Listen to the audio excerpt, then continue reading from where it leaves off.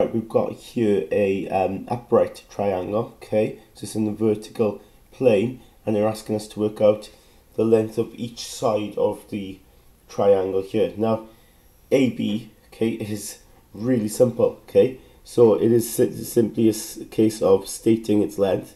So hopefully you could see there, but it's just got to be 25, right? It's got to be the same as the other side of the cuboid here, okay? Now the next side to sort of figure out, I would go for BC, okay, to work out here. And again, it's about using the diagram to help you, okay, because if you recognize here that the length of this cuboid is 35, okay, you can also write 35 here, okay, and the same then, the width of the cuboid is 20, so I can write 20 over here. And what I'll hope you notice then for BC, we've actually got another triangle down here, okay? Okay, this is a right angle triangle. You'll recognize here that this has got to be a right angle, okay? Right, because of the shape itself, you know. We've got a cuboid, the base of it is a rectangle, and it's been cut in half. So this here is a right angle triangle. So we can use Pythagoras Theorem here, okay? So we can say, like, for BC, use Pythagoras' theorem. So quite simply, okay, when you look at this triangle here, okay, if you want to draw it out, you can. You've got 25 going one way. This is now as if you were looking down from above, right, on it. You're looking down and above, and this is what you'd see as the base, okay, the half of the base, the triangle here.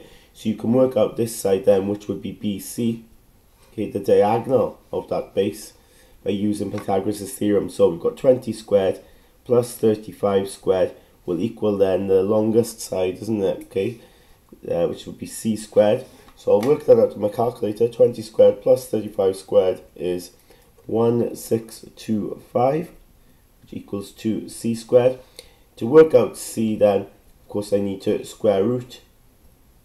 Okay, so if I square root the answer, I get C, which will be, or BC to be 40.3, okay, centimeters. So that's what BC is there, so 40.3. Now, we can turn our attention now to the upright triangle.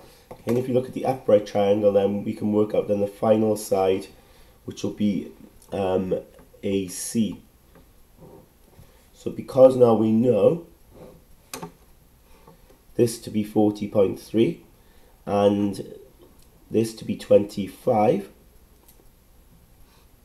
we can apply Pythagoras theorem again, okay, and we can work out then what AC is, which this time will be our little c, yeah? So on my calculator,